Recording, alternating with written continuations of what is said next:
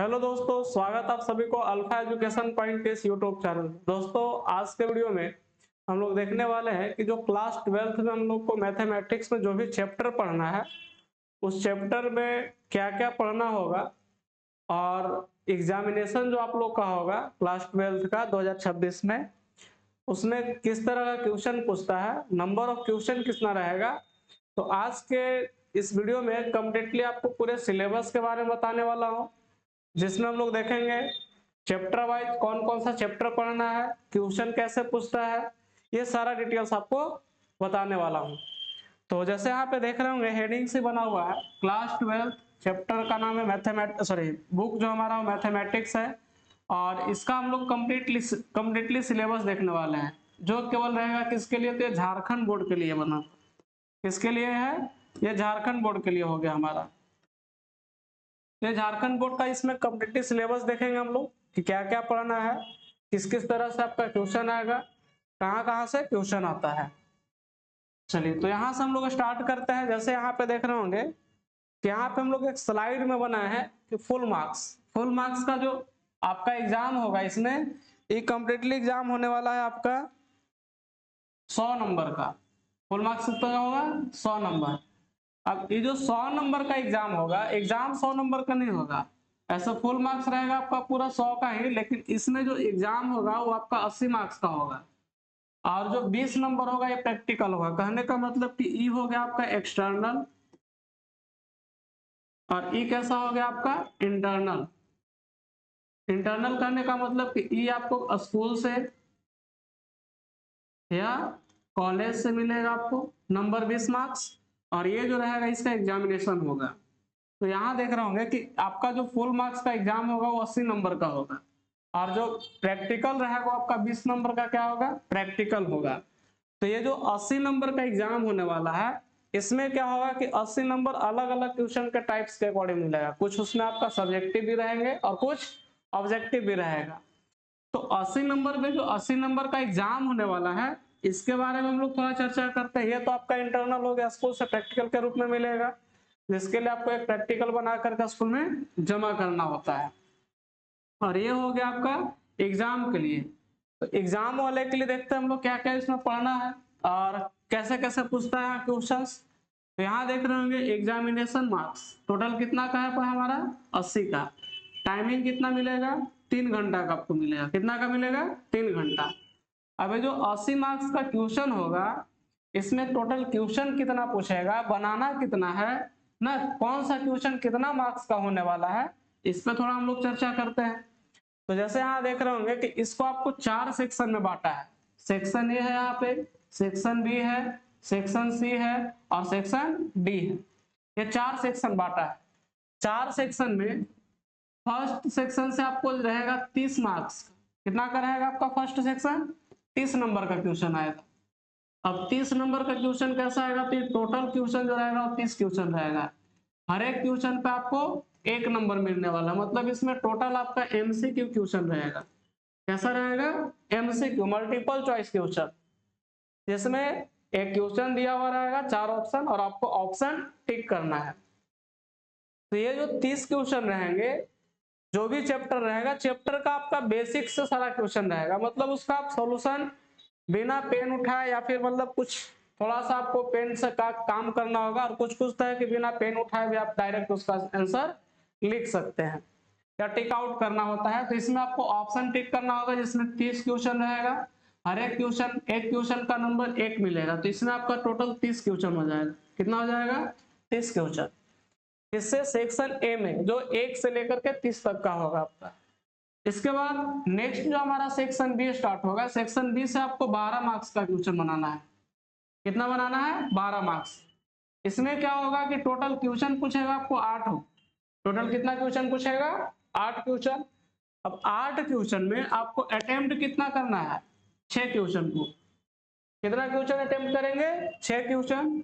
अब 6 में प्रत्येक क्वेश्चन जो है वो रहेगा आपका 2 नंबर का, और टोटल बनाना कितना? 6, तो टोटल कितना हो जाएगा आपका? 12 मार्क्स। मतलब कि 30 मार्क्स आपका यहाँ से आ जाएगा, प्लस 12 मार्क्स यहाँ से आ जाएगा। तो इसमें आपका 31 से लेकर के और 38 तक क्वेश्चन रहेगा। यहाँ जैसे 1 से लेकर के 30 तक इसमें हो गया आपका, फिर 31 से लेकर के 38 तक क्वेश्चन रहेगा। यहाँ जो 8 क्वेश्चन रहेगा इसमें सब बनाना को कितना है क्वेश्चन, सेक्शन बी से केवल 6 क्वेश्चन बनाना है आपको, जिसमें हर एक क्वेश्चन का आपको नंबर कितना मिलने वाला है, 2 मार्क्स। इसके बाद नेक्स्ट हमारा है सेक्शन सी। सेक्शन सी से आपका 18 मार्क्स का क्वेश्चन बनाना होता है। अब सेक्शन सी कहां से स्टार्ट होगा हमारा, तो 39 से लेकर के, और इसमें टोटल रहेगा 8 क्वेश्चन, तो 39 से लेकर के आपका 46 तक का क्वेश्चन रहेगा। इसमें टोटल 8 क्वेश्चन बनाना होगा, मतलब टोटल रहेगा 8 क्वेश्चन, जिसमें अटेम्प्ट इसमें भी करना है कितना आपको, 6 क्वेश्चन। और ये जो एक क्वेश्चन रहेगा वो 3 मार्क्स का, इसमें एक क्वेश्चन रहेगा आपका 2 मार्क्स का होने वाला, जो 12 नंबर का टोटल आएगा। और इसमें आपका 8 में से 6 बनाएंगे, एक क्वेश्चन का जो नंबर रहेगा आपका वो 3 मार्क्स का होगा। टोटल 6 अटेम्प्ट करना है, 6 नंबर 6 अगर बनाइएगा तो 3 से मल्टीप्लाई करने पे कितना आ जाएगा, 18, मतलब कि 18 नंबर आपको यहाँ से मिलने वाला है। सेक्शन सी से 8 में 6 अटेम्प्ट करेंगे, एक क्वेश्चन का नंबर कितना मिलेगा हम लोग को, 3 मार्क्स, कितना मिलेगा, 3 मार्क्स। अब 3 मार्क्स एक क्वेश्चन का अगर आपको नंबर मिल रहा है तो टोटल बनाना कितना है, 6, टोटल कितना नंबर मिल जाएगा आपको, 18, तो 18 यहाँ से आप ऐड कर दिए। इसके बाद नेक्स्ट जो हमारा सेक्शन है अगला है डी सेक्शन। डी सेक्शन आपका 20 मार्क्स का है। 20 मार्क्स में इसमें टोटल क्वेश्चन का जो संख्या वो 6 रहेगा, कितना रहेगा, 6, बट अटेम्प्ट कितना करना हम लोग को, 4 ही अटेम्प्ट करेंगे। एक क्वेश्चन रहेगा आपका 5 मार्क्स का, टोटल अटेम्प्ट करना है 4, नंबर कितना हो जाएगा टोटल 20 का। तो अब जैसे यहाँ जो देख रहे होंगे सेक्शन बी, सेक्शन सी और सेक्शन डी, ये क्या होने वाला है, तो ये सब आपका सब्जेक्टिव होगा। कैसा रहेगा, सब्जेक्टिव। पर जैसे सेक्शन ए है तो सेक्शन ए तो आपका एमसीक्यू रहेगा, ऑब्जेक्टिव रहेगा, टेक आउट करने वाला रहेगा, तो इसका थोड़ा लेवल इसके अगर सेक्शन बी के कंपेयर में थोड़ा कम होगा। अब इसके बाद सेक्शन बी का अगर हम देखा जाए तो इसका लेवल सेक्शन सी से कम होगा, और सेक्शन सी वाला को देखा जाए कंपेयर किया जाए तो डी से कम होगा।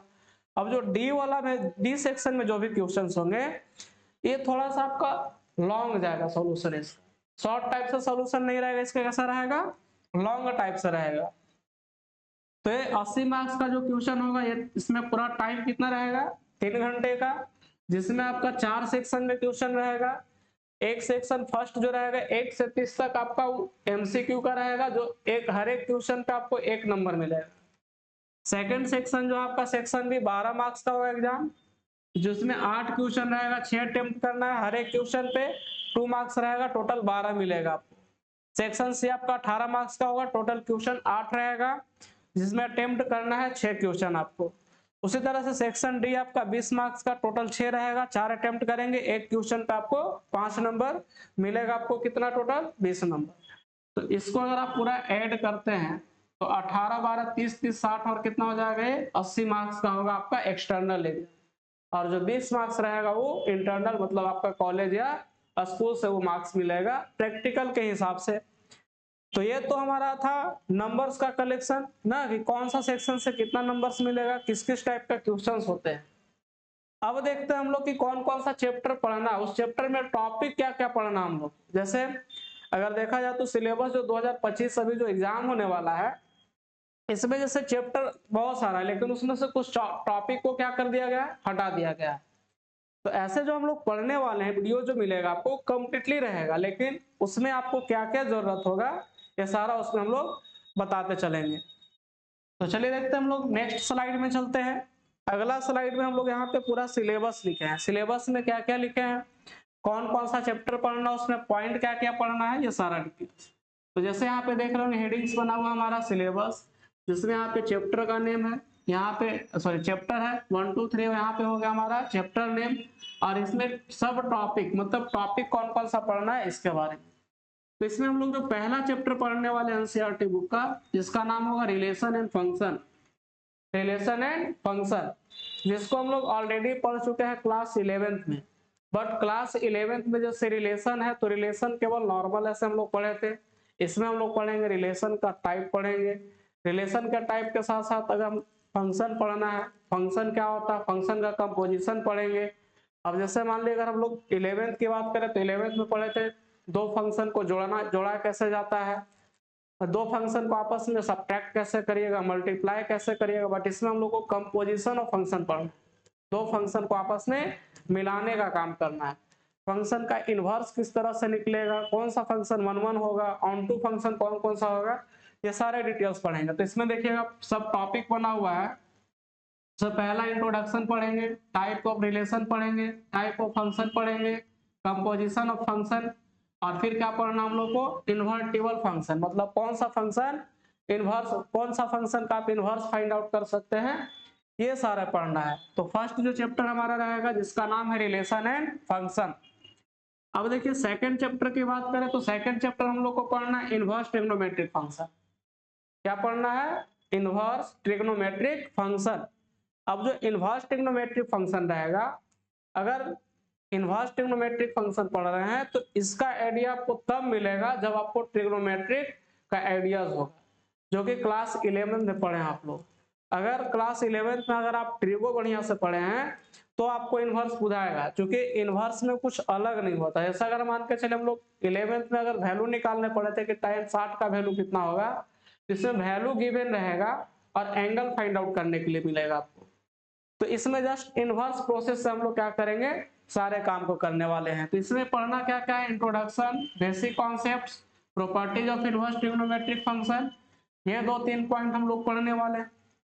थर्ड जो चैप्टर है, थर्ड चैप्टर जिसका नाम है मैट्रिक्स आव्यूह, इसमें क्या पढ़ेंगे, तो मैट्रिक्स में हम लोग पढ़ना है इंट्रोडक्शन, फिर मैट्रिक्स का definition, types of matrices, operation on matrices, transpose of matrix, symmetric skew symmetric matrix और इन्वर्टिबल मैट्रिक्स। तो इसमें हम लोग का पॉइंट क्या क्या हो गया, इंट्रोडक्शन पढ़ेंगे ना, मैट्रिक्स का डेफिनेशन हो गया, टाइप्स ऑफ मैट्रिसेस, उसके बाद operation of matrices. Operation of matrices बोले तो दो मैट्रिक्स को जोड़ना, घटाना, मैट्रिक्स मल्टीप्लिकेशन ना, स्केलर वैल्यू से कोई मैट्रिक्स में मल्टीप्लिकेशन किस तरह से किया जाता है। इसके अलावा ट्रांसपोज, ट्रांसपोज ऑफ मैट्रिक्स भी हम लोग पढ़ेंगे, साइमेट्रिक स्क्यू साइमेट्रिक मैट्रिक्स पढ़ेंगे। इसके अलावा मैट्रिक्स में इनवर्स किस तरह से निकाला जाता है, इन्वर्टिबल मैट्रिक्स भी हम लोग पढ़ेंगे, जिसमें हम लोग ट्रांसफॉर्मेशन मेथड का यूज करके इनवर्स फाइंड आउट करने सीखेंगे। ये 3 चैप्टर ये हो गया। नेक्स्ट जो हमारा चैप्टर है, चैप्टर नंबर 4, जिसका नाम है डिटर्मिनेंट। क्या नाम है, डिटर्मिनेंट सारणिक। अब चौथा नंबर जो चैप्टर रहेगा जिसका नाम है डिटर्मिनेंट।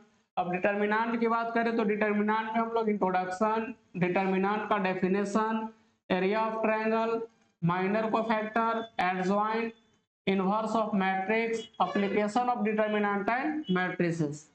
तो इतना सारे पॉइंट पढ़ने वाले हैं। इंट्रोडक्शन, डिटर्मिनेंट क्या है, जिसका डेफिनेशन, एरिया ऑफ ट्रायंगल कैसे निकालते हैं डिटर्मिनेंट मेथड का यूज करके, माइनर कोफैक्टर कैसे निकाला जाता है, एडजॉइंट कैसे निकालेंगे, इनवर्स कैसे फाइंड आउट करेंगे मैट्रिक्स का, फिर इसके बाद इसमें application of determinants and matrices, जिसमें हम लोग मैट्रिक्स मेथड का यूज करके इक्वेशन सोल्व करने सीखेंगे। ये किसमें होगा, तो application of determinant and matrices में होने वाला है। अगर मान के चलिए अप्रोक्स अगर हम लोग क्वेश्चन पे चर्चा करें, कौन सा चैप्टर से क्वेश्चन कितना आएगा, तो अगर आप इसका चर्चा करते हैं तो इसमें अगर हम लोग चर्चा करें नंबर ऑफ क्वेश्चंस का, तो नंबर ऑफ अगर आप क्वेश्चंस की बात करते हैं तो ये जो हमारा पहला चैप्टर है जिसका नाम है रिलेशन एंड फंक्शन, इससे अप्रोक्स 5 नंबर का आपका क्वेश्चन आएगा, 5 से 6 मार्क्स का आएगा। आपका जो सेकंड चैप्टर है यहाँ से 5 से 6 मार्क्स का क्वेश्चन आने वाला है। और ये जो 3 और 4 चैप्टर हम लोग देख रहे हैं, मैट्रिक्स और डिटर्मिनेंट, ये मैट्रिक्स और डिटर्मिनेंट से मिलाकर के आपका 10 से लेकर के आपका 13 या 12 नंबर तक का क्वेश्चन आएंगे, मतलब फिक्स नहीं होता है, 12-13 मार्क्स का आपका क्वेश्चन यहाँ से आएंगे, जिसमें कुछ शॉर्ट भी रहेंगे और कुछ लॉन्ग भी होने वाला है। इसके बाद चौथा तक तो आपका डिटर्मिनेंट है। इसके बाद 5वां चैप्टर से स्टार्ट होता है कैलकुलस। कैलकुलस, कैलकुलस में जो हम लोग पढ़ने वाले हैं चैप्टर, इसमें 4 चैप्टर पढ़ेंगे, चैप्टर नंबर 5, 6, 7 और 8। ये कितना चैप्टर हम लोग पढ़ेंगे, तो 5 चैप्टर पढ़ने वाले हैं। 5 चैप्टर में क्या क्या रहेगा, तो 5 चैप्टर में जो चैप्टर नंबर 5 है जिसका नाम है कंटिन्यूटी एंड डिफरेंशिएबिलिटी ना, फंक्शन को कंटिन्यूटी चेक करना, डिफरेंशिएशन निकालना। तो इसमें पॉइंट क्या क्या बना हुआ तो देख रहा हूँ, इंट्रोडक्शन, फिर कंटिन्यूटी, डिफरेंशिएबिलिटी, एक्सपोनेंशियल और लॉगरिथमिक फंक्शन का डिफरेंशिएशन, उसके बाद लॉगरिथमिक डिफरेंशिएशन हो जाएगा, derivative of function in parametric form हो जाएगा, सेकेंड ऑर्डर डेरिवेटिव हो जाएगा। तो ये पढ़ेंगे हम लोग कंटिन्यूटी एंड डिफरेंशिएबिलिटी में। नेक्स्ट जो हमारा छठा चैप्टर रहेगा जिसका नाम है एप्लीकेशन ऑफ डेरिवेटिव।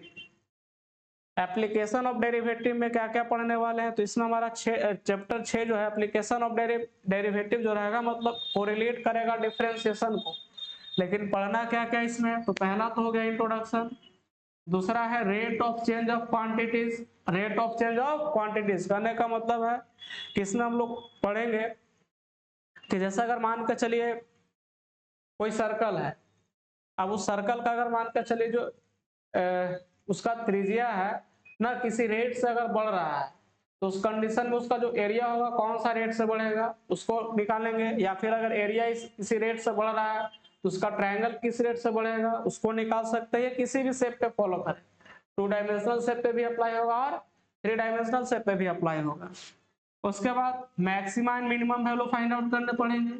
कौन सा फंक्शन इंक्रीज करेगा कौन सा फंक्शन डिक्रीज करेगा, मतलब इंक्रीजिंग और डिक्रीजिंग फंक्शन के बारे में पढ़ेंगे।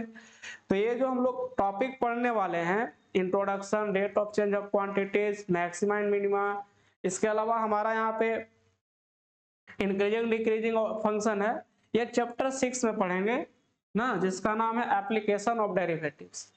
इसमें ऐसे और भी चैप्टर पढ़ना है, टॉपिक पढ़ना है, बट आप लोग को सिलेबस में नहीं दिया हुआ है 2025 के अकॉर्डिंग की अगर हम लोग बात कर रहे हैं तो। जिसमें हम लोग अप्रोक्सीमेट वैल्यू निकालने इसमें नहीं दिया हुआ है, टेंजेंट नॉर्मल पढ़ना है वो नहीं दिया हुआ, मतलब इसमें हम लोग जो एक्सरसाइज पढ़ेंगे उसमें 2 एक्सरसाइज नहीं दिया हुआ है सिलेबस में। इसमें टेंजेंट नॉर्मल रहेगा और दूसरा क्या रहेगा अप्रोक्सीमेशन वैल्यू ना, किसी भी वैल्यू का अप्रोक्सीमेट कैसे निकालिएगा। जैसे मान लिया अगर हम दे दें कि आपको 26 का पावर 1/3 है या फिर मान लो 26 का पावर 1/2 है, उसको वैल्यू आप कैसे निकालिएगा वो अप्रोक्सीमेशन के माध्यम से हम लोग निकाल सकते हैं डिफरेंशिएशन करके। चलिए नेक्स्ट हमारा जो टॉपिक है और चैप्टर है चैप्टर नंबर 10। चैप्टर नंबर 10 में हम लोग को क्या पढ़ना है, वेक्टर। चैप्टर नंबर 10 में वेक्टर पढ़ना है। एक मिनट, चलिए इसमें 6 हो गया, 6 के बाद 7,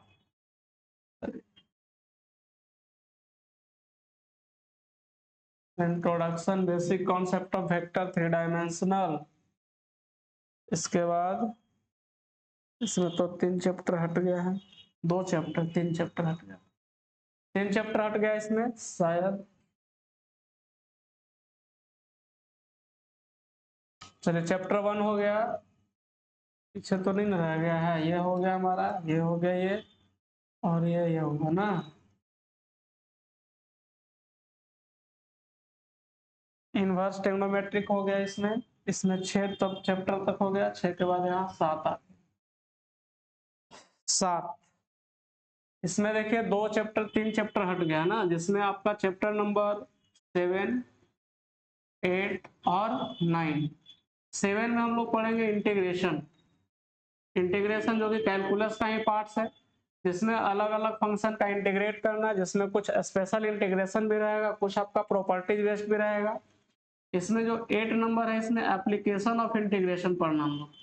एप्लीकेशन ऑफ इंटीग्रेशन में इसका इंट्रोडक्शन, इसके बाद एरिया फाइंड आउट करने ना, एरिया बाउंडेड बाय एक कर्व के अंदर का भी एरिया फाइंड आउट करेंगे, 2 कर्व के अंदर भी आपको एरिया फाइंड आउट करना होगा।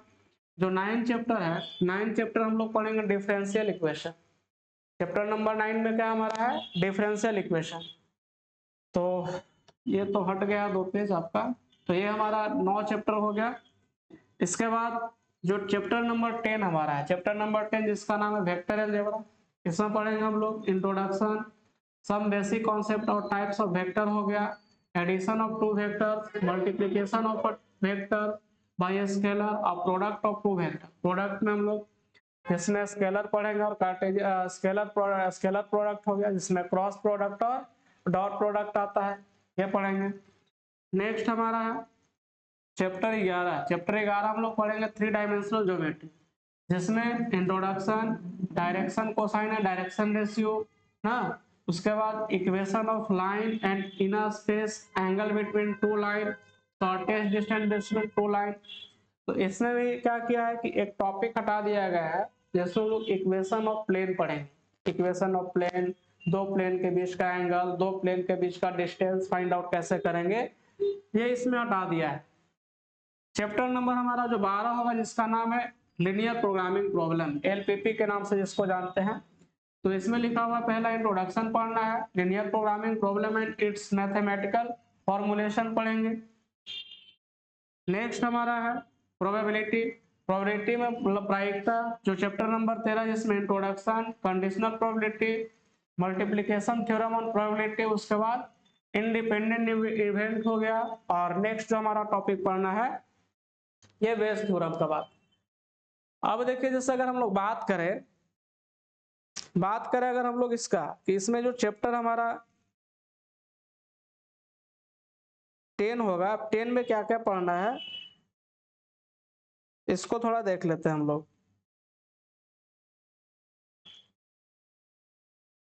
ऐसे हम बता दे रहे हैं आप लोग को, क्योंकि इसका पेज डिलीट हो गया शायद।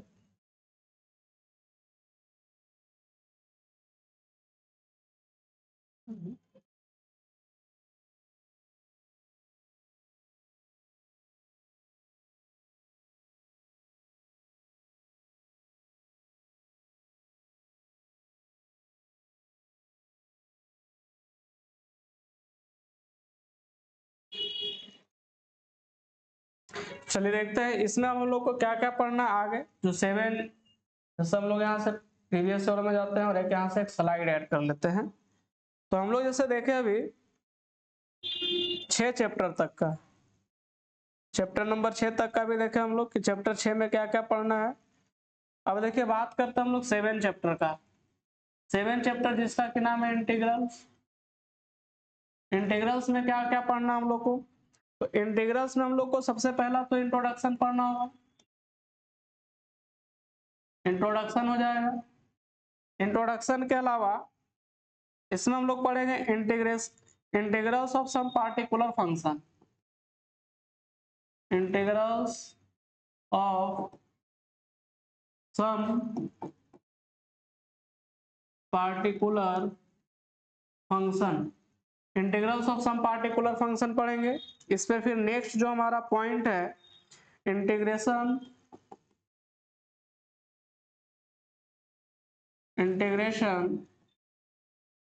Bye partial function, integration by partial function हो जाएगा। फिर नेक्स्ट जो हमारा रहेगा वो इंटीग्रेशन बाय पार्ट्स हो जाएगा, इंटीग्रेशन बाय पार्ट्स हो जाएगा। फिर नेक्स्ट जो हमारा रहेगा डेफिनेट इंटीग्रल, डेफिनेट इंटीग्रल हो जाएगा हमारा। चैप्टर 7 से सब पढ़ना है, introduction, integrals of some particular function, integration by partial function, integration by parts हो गया। इसके बाद डेफिनेट इंटीग्रल हो गया। डेफिनेट इंटीग्रल के बाद यहाँ से फंडामेंटल थ्योरम ऑफ कैलकुलस इसमें पढ़ेंगे, fundamental theorem of calculus, fundamental theorem of calculus हो गया। इसके बाद इसमें पढ़ना हम लोग को evolution of definite integral by substitution, evolution of definite integral by substitution, ना मतलब मानकर बनाने वाला। इसके बाद इसमें प्रॉपर्टी बेस्ड इंटीग्रल पढ़ेंगे ना, सम प्रॉपर्टी रहेगा, सम प्रॉपर्टीज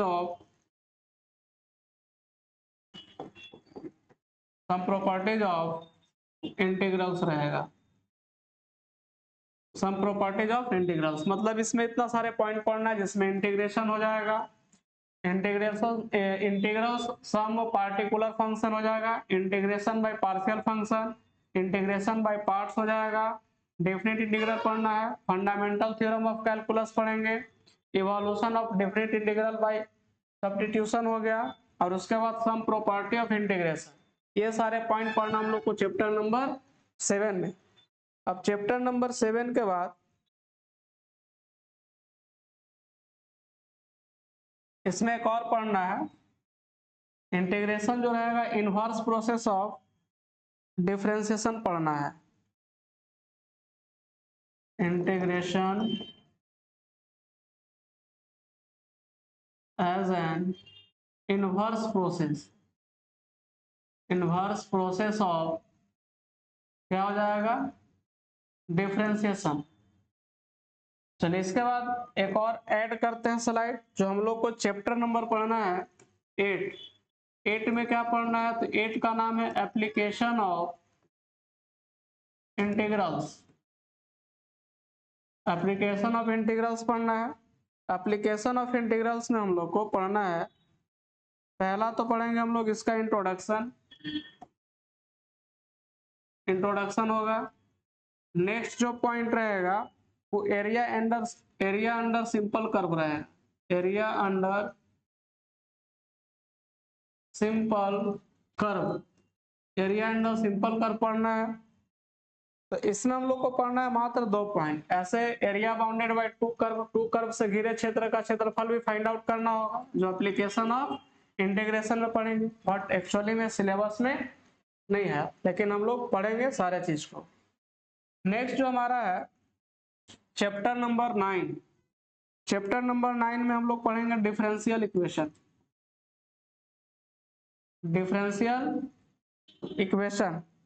अब डिफरेंशियल इक्वेशन में तो पहला हो गया हमारा इंट्रोडक्शन पढ़ेंगे। इंट्रोडक्शन के बाद नेक्स्ट इसमें पढ़ना है बेसिक कॉन्सेप्ट। इसका बेसिक कॉन्सेप्ट पढ़ना है। इसके बाद general and particular solution,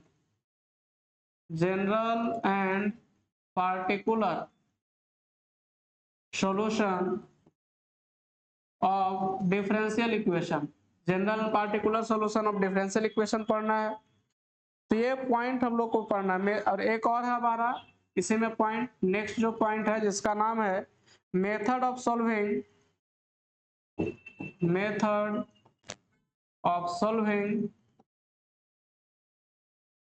first order and first degree differential equation.